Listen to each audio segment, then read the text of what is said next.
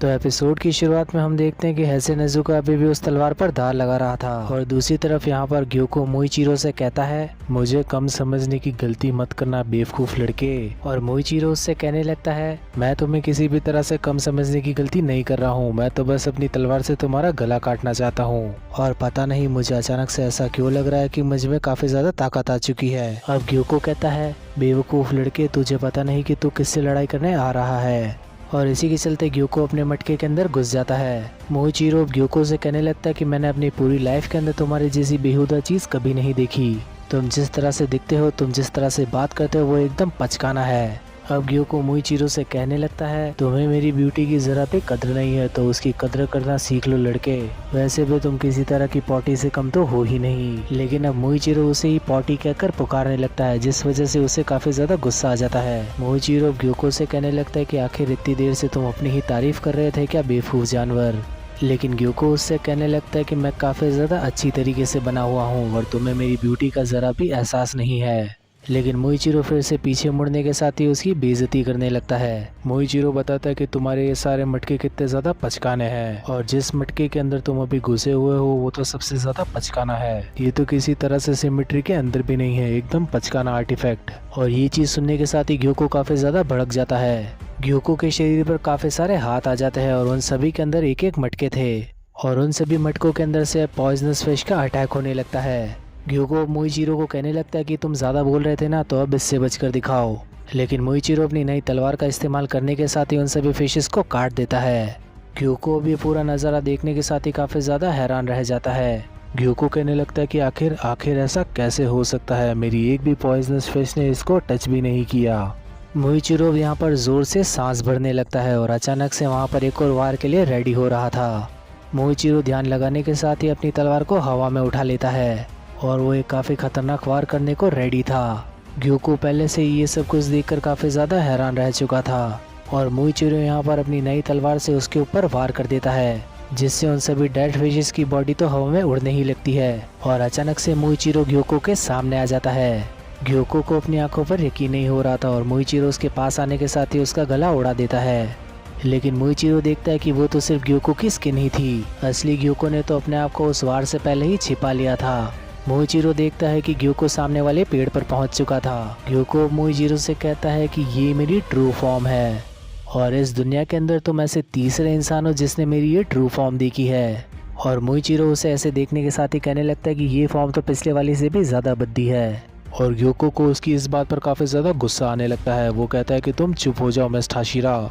वो मोइचिरो को बताने लगता है कि मेरी बॉडी अब डायमंड से भी ज्यादा स्ट्रांग हो चुकी है। लेकिन काफी देर तक वहाँ पर सन्नाटा छाया रहता है। मोइचिरो उसकी बात का जवाब ही नहीं देता और इस बात पर ग्योको को गुस्सा आने लगता है। मोइचिरो कहता है कि तुम इन दोनों मुझे चुप रहने को कहा। और अब अचानक से ग्योको मोइचिरो के सामने आ जाता है और इन दोनों की लड़ाई शुरू हो जाती है। मोइचिरो देखता है कि जहाँ भी उसने अटैक किया था उसकी बॉडी के अंदर से फिशेस निकल रही है और अब ग्योको कहने लगता है कि ये सभी पॉइजन फिशेस है और अगर इन्होंने तुम्हें टच किया था तो मारे जाओगे।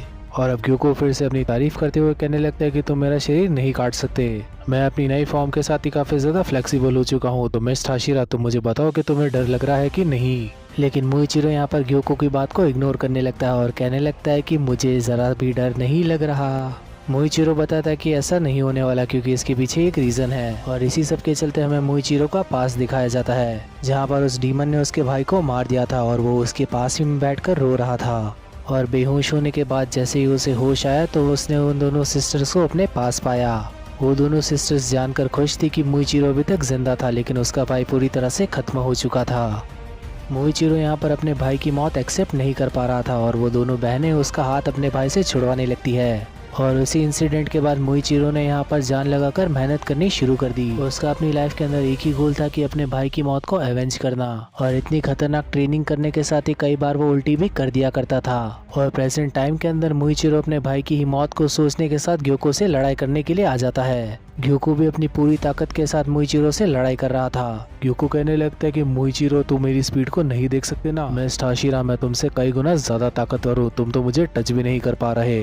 ग्योको इतना कहने के साथ ही मुइचिरो के पीछे आ जाता है, लेकिन अचानक से वहाँ पर कई सारी मिस्ट आ जाती है और जैसे ही ग्योको मुइचिरो पर अटैक करने वाला था वो वहाँ से गायब हो जाता है। और अब मुइचिरो यहाँ पर अपनी टेक्निक का इस्तेमाल करने के साथ ही ग्योको से कई बार ही बच जाता है। ग्योको मुइचिरो को मिस्ट के अंदर ढूंढने लगता है, लेकिन अचानक से पीछे मुइचिरो अपनी तलवार के साथ आगे बढ़ता है। ग्योको मुइचिरो से कहने लगता है कि कायर आखिर तुम कहां पर छिप गए, और मुइचिरो अपनी तलवार के एक ही झटके के साथ यहां पर ग्योको की गर्दन काट देता है। ग्योको को कुछ भी समझ नहीं आ रहा था और वो कहने लगता है कि आखिर मुझे उल्टा सीधा क्यों दिखाई दे रहा है। ग्योको कहता है कि मुझे तो अब समझ आया, मेरा सर नीचे गिर रहा है। और जैसे ही ग्योको का सर नीचे गिरता है उसे काफी ज्यादा गुस्सा आने लगता है। ग्योको कहता है कि आखिर ऐसा कैसे हो सकता है, इस बेवकूफ इंसान ने मुझे आखिर कैसे हरा दिया।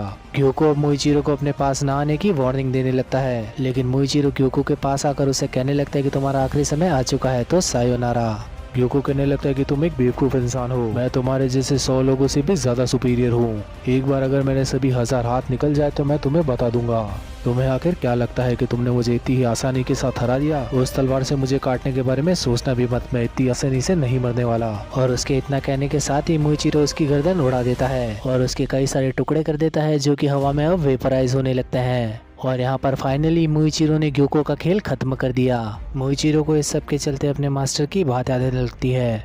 मुइचिरो के मास्टर ने कहा था, मुइचिरो जब तक तुम्हारे पास अपना जज्बा है कोई भी डीमन तुम्हारा बाल भी बांका नहीं कर सकता। और प्रेजेंट टाइम के अंदर भी मुइचिरो अपने मास्टर की ही बात याद कर रहा था। मुझे बस अपने आप पर भरोसा रखने के साथ ही सभी कामों को अंजाम देना होगा, और अगर मैंने ऐसा किया तो जो भी ब्लेड में स्विंग करूंगा उससे कोई भी डीमन बच नहीं पाएगा। और अब अचानक से उस जगह पर कानामोरा आ जाता है, जो कि मुइचिरो को देखकर काफी ज्यादा खुश था। कानामोरा मुइचिरो से पूछने लगता है, मिस थाशिरा क्या आप ठीक हैं? लेकिन मुइचिरो ने यहाँ पर अपनी काफी सारी पावर यूज कर ली थी और वो काफी ज्यादा कांपने लगता है। और कानामोरा पूछता है, आखिर आप इतने ज्यादा सफेद क्यों पड़ गए? लेकिन मुइचिरो फिर भी बताने लगता है कि वो ठीक है। लेकिन अब अचानक से मुइचिरो को यहाँ पर उल्टी हो जाती है और कानामोरा ये देखने के साथ ही काफी ज्यादा घबरा जाता है। मुइचिरो उस फाइट के बाद काफी ज्यादा कमजोर हो चुका था। कानामोरा अब हेजे नेजुका को पुकारने लगता है, लेकिन हेजे नेजुका तो अपने काम के अंदर बिजी था। और अब अचानक से वहाँ पर कोतेत्सु भी आ जाता है और कानामोरा कोतेत्सु को देखने के साथ ही काफी ज्यादा घबराने लगता है। वो कहने लगता है कि आखिर तुम अभी तक जिंदा कैसे हो?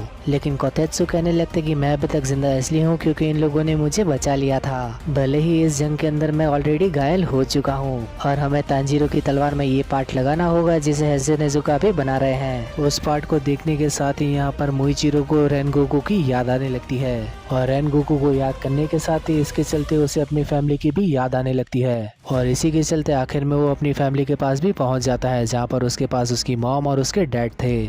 मुइचिरो अपने सभी लोगों को देखने के साथ ही काफी ज्यादा खुश हो जाता है, लेकिन इस सब के बाद भी वो अपने भाई से मिलकर काफी ज्यादा खुश था। उसे अपने भाई की आवाज सुनाई देने लगती है कि आखिर तुमने ये कर ही दिखाया मुइचिरो, मुझे तुम पर शुरुआत से ही भरोसा था कि आखिर तुम ये चीज कर ही रहोगे। इसी के चलते हम देखते हैं कि तांजीरो की उस ड्रैगन ने हालत काफी ज्यादा खराब कर रखी थी। तांजीरो उस ड्रैगन पर अपनी टेक्निक से वार करने लगता है, लेकिन वो ड्रैगन अपनी सुपरसोनिक साउंड से उसे उड़ा देता है। और दूसरी तरफ यहाँ पर नेजुको और गेन्या की भी काफी ज्यादा हालत टाइट हो रखी थी।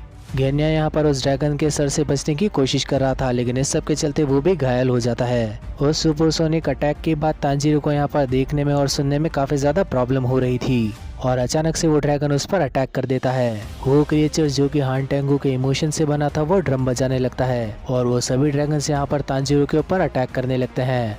वो सभी ड्रैगन्स अपने मुंह के अंदर से बिजली प्रोड्यूस कर रहे थे। तांजीरो किसी तरह से अपने आप को बचाए रखने की कोशिश कर रहा था, लेकिन हान टेंगू के एक इशारे पर दोनों ही ड्रैगन्स तांजीरो पर अटैक कर देते हैं। तांजीरो अपने आप को बचाने की कोशिश करने लगता है, लेकिन एक ड्रैगन तांजीरो को खा लेता है। नेजुको और गेन्या दोनों ही ये सीन देखकर काफी ज्यादा घबरा जाते हैं और वो ड्रैगन तांजीरो को अपने पेट के अंदर दबाने लगता है। लेकिन अब अचानक से हान टेंगू देखता है कि वहाँ पर मित्सुरी पहुँच जाती है। मित्सुरी अब तांजीरो को बचाने के लिए उस ड्रैगन का सामना करने लगती है और अपनी स्पेशल स्वॉर्ड की मदद से उसे कई सारे टुकड़ों में काट देती है। हान टेंगू ये देखकर काफी ज्यादा हैरान रह चुका था। मित्सुरी तांजीरो को अपने आप को कसकर पकड़ने को कहने लगती है और वो तांजीरो को देखकर काफी ज्यादा खुश हो चुकी थी और इस सब के बाद वो उसे एक सेफ प्लेस पर लेकर जाती है। मित्सुरी अब तांजीरो को देखने के साथ ही जोर जोर से हिलाने लगती है और वो तांजीरो से कहने लगती कि आगे का खेल मैं संभाल लूंगी। और इतना सब कुछ कहने के साथ ही वो उन सभी ड्रैगन्स के पास जाने लगती है। मित्सुरी अब हान टेंगू को चैलेंज कर देती है और उसके सभी ड्रैगन्स की ओर भागने लगती है। अचानक से वो हान टेंगू के एक ड्रैगन का सर पकड़ लेती है और उसे जोर से जमीन पर दे मारती है। और भागते हुए वो हान टेंगू की तरफ बढ़ने लगती है। और इसी सब के चलते ये एपिसोड भी यहीं पर ख़त्म हो जाता है। तो आखिर आप लोगों को ये एपिसोड कैसा लगा ये कमेंट सेक्शन में बताना मत भूलना। और इसी टाइप की वीडियोस देखते रहने के लिए इस वीडियो को लाइक करने के साथ ही चैनल को भी सब्सक्राइब कर लेना। तो अब मिलते हैं दूसरी वीडियो के अंदर, तब तक के लिए बाय एवरीवन।